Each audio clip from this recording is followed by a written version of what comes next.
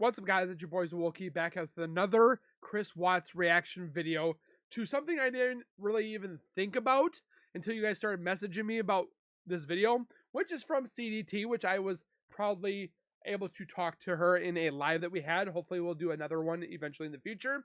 But this is what happened to the Watts home after August 15th when Chris was arrested and so forth.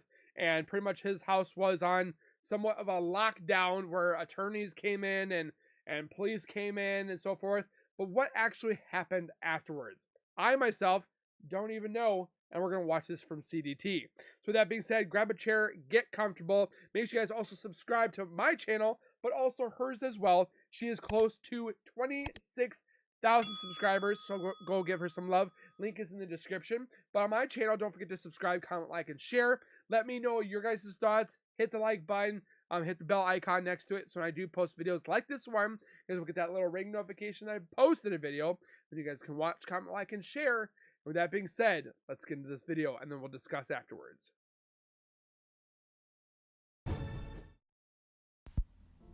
Hello, welcome to the channel. In this video, we're going to be discussing what happened with the Watts home after Chris was arrested on August 15th, 2018. We know that Shanann, who is 15 weeks pregnant, and her two daughters, Bella and Cece, were reported missing on Monday, August 13th, 2018. By Wednesday, August 15th, 2018, her husband, Chris Watts, claimed that he killed Shanann after seeing her kill their two daughters. He then confessed that he disposed of their bodies at Survey 319, which is an oil site, through his workplace, Anadarko. So that is what Chris was arrested on, those claims. Meanwhile, at the house on August 15th, there were officers and two assistant DAs in the home. We will watch the body cam of them collecting some evidence from the home. And I'm going to go ahead and read what was going on at the home at the same time that Chris was being arrested. This is from Discovery. On August 15th, 2018, after a lengthy consensual search earlier in the day, I arrived again at 2825 Saratoga Trail to conduct a search warrant based on new information that had arisen in the investigation. Just think what he's feeling at this moment, being caught and arrested and knowing that his life is done. At 22:12 hours, I, along with Agent Manley and Sergeant Bakes, began the execution of the search warrant. Officer Kate Lyons kept a crime scene log outside the residence. And it says, we entered the front door using the key code I was provided earlier in the day. At 23:12 hours, Weld County ADA Wren and ADA Roach arrived on scene to observe. Various evidentiary items were collected, including bedding and related items. A video monitor with two accompanying cameras were collected. While on scene, Sergeant... See, the thing that bugs me the most is they're using plastic bags, which I've been told by a lot of professionals, it's supposed to be paper.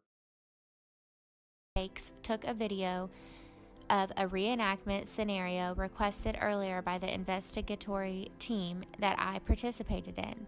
The perspective of the video taken was a close-up of the baby monitor video screen located in the master bedroom. Clothes were collected, a laptop was collected, photographs were taken. All items were immediately transported back to the police department and entered into evidence. On August 16, 2018, at 0:11 hours, the front door of the residence was locked. At that time, I released the scene and Weld County Dispatch was informed. End of report, Officer Walgie. So at 12:11 a.m. on August 16th, he's stating that he released the scene and informed Weld County Dispatch. Okay, this is another report from Sergeant Bakes, who is also at the home at this time. So he basically says he responded to the residence at approximately 22:12 hours and assisted the field evidence tech, Steve Walgie, at the residence. I assisted Officer Walgie with collecting all the bedding, including pillows in both of the upstairs kids' rooms and in the master bedroom. I also contained the family dog in a kennel which was running loose inside the house. I turned over custody of the dog to a family friend, Amanda Thayer, who was on scene to pick up the dog. So I think that's so nice that the Thayers stepped up and took Dieter so And Dieter is quickly. now with And Frankie then he Jr. says, that they did the reenactment with the baby monitor. And they go on to say, Why the I looked through a reenactment? backpack which was located on the living room floor, which was determined. That's what always got me, is they're reenacting it for what reason? Like, he murdered them out at Survey 319. Yes, he did state later on that he did it first here at the home, but again, I just don't understand why the reenactment would be necessary for this. Like, they didn't reenact Shanann, but just the girls. Determined to be Chris's work bag. Inside, I located a laptop computer which was seized as evidence. During the search of the residence, Brad's towing arrived on scene to tow Chris's work truck from the scene. I advised Officer Manley with the task of watching the vehicle, and it was brought to Brad's towing and placed in a secure building. Once the search was completed of the residence, myself and Officer Walgie secured the residence and left the scene. We transported the evidence we collected to the Frederick Police Department, where it was secured in a locked room until Officer Walgie could finish processing it. On Friday, August 17th, I was requested by Deputy District Attorney Patrick Roach to send him the video I took on my work phone of the baby monitor screen. I was able to successfully send him the video, nothing further. So basically on August 16th, August 15th into the early mornings of August 16th, right after Chris's arrest, officers and 2 assistant DAs were in the home. They were collecting evidence. That's what we're seeing here. We know that they put the sheets into plastic bags, and I'm going to link a video where an expert is saying that they shouldn't have done that. I'm not an expert. Neither am I. I'm just stating what another expert said, and I'm going to link that for you. And so this is going on, and then the next day, Chris is going to have a court hearing, and that's what we're going to go into next. And by the next day, we are going to hear DA Rourke state that the home has been released as a crime scene and that they're not in a position to go back into the home and look for DNA evidence, basically. Why? So to me, this all just seems a little fast. We have Chris was arrested Wednesday, stating Shanann killed the girls. Then the same Wednesday night into early Thursday morning, we have some things collected, but they're not talking that they took fingerprints and that they, checked this and that, the DNA, the fingerprints. They're not saying that. They're saying that they put some sheets in a bag, they took a computer and some clothing. That's about it. And so what could they possibly have missed? I don't know, because again, it was released as a crime scene according to Rourke when they closed the doors on that Thursday early morning. One more point I want to make about just how quick this all seemed to go. They had only spoken to Chris's mistress, NK, for the first time on Wednesday, August 15th. They met in the park, and I have a video where she lied 5 times, blatant lies. And then they spoke to her again on August 16th. So by the time that NK had her second interview, according to the DA, the home had already... Chris also did mention that he saw Nicole in the courtroom that day when he was leaving, and she smirked at him. Been released as a crime scene. So again, I just find this all very fast. But now we're going to get into the court appearance, and I added text on the screen of what I want you guys to really listen and pay attention to. The title talks about the collection of touch or trace DNA at 2825 Saratoga Trail, as well as during the autopsy, but the body of the motion does not. I want to make sure that Mr. Merson is aware that the home where the homicides were alleged to have occurred has been released by law enforcement, was released as of about midnight last night. So even as we stand today, we are not in a position to be able to go back in and collect trace DNA from that home. So I just want to make clear that But the ruling of Why? the court does not require us to do anything affirmative with respect to the home. And Mr. Wren advised me that the government is no longer in control of the home, so I'm aware of that. Thank you. Thank you. Thank you. With regard to the motion for protective order, essentially for nobody to speak to Mr. Watts other than his attorneys and investigators and support staff, I'm assuming there's no objection to that? Correct. You'll put law enforcement on notice on that issue? Yes. Okay. Okay, so we just heard what was said in court about how the home was released and the DA wasn't in a position to go back into the home and collect DNA evidence, Why? basically.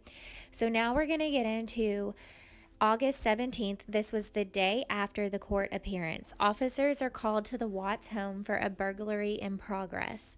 They arrive and they find that it's Chris's defense team. We are going to hear that the officer calls the DA's office and he is told by District Attorney Investigator Kathy Holscher that the house has been released as a crime scene and the defensive team was allowed to be there. So he gets off the phone and says, anyone's allowed to be here as long as they have access. And then we're also going to hear a member of the defense team talk about who took the samples and kind of say that the crime scene looks pristine, and she just seems a little confused about That's messed up. why she can't tell where samples were taken from. So I want you guys just to listen to her and then let me know what you think. Would definitely be a good idea, especially in the future. Yeah, no, it didn't occur to me that the neighbors would. Okay, well that works. We just want to make sure everybody was good to be here before we left, So so. it was called in as a burglary, and we're just- No problem. Appreciate it. Bye. Sorry, I was just telling him we probably should have thought to give you guys a heads up. Well, the DA's office probably should have done that too. So, I don't think they knew we were coming, in all fairness to them. Oh, okay. So the big advantage is the house has been released a long time ago, I it guess, flexes, so. so it conforms to the shape So- of your head. It was released Wednesday at midnight, I believe. Yeah. Yeah, well, that's what I'm saying. It that was the released as a crime scene, but yeah. Yeah, the DA's office said it's been completely released, so they have no control who comes in and out at this point. So whoever has access is allowed to be here, Okay. so. So I But that's what I was saying, they should probably let us know. Yeah, I assume you got a Yeah, just so you know.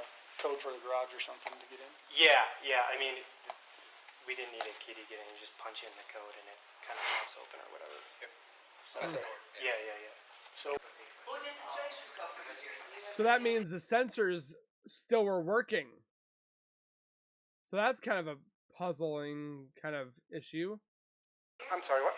Who did the trace recovery here? Who took the samples? I don't know. I wasn't here.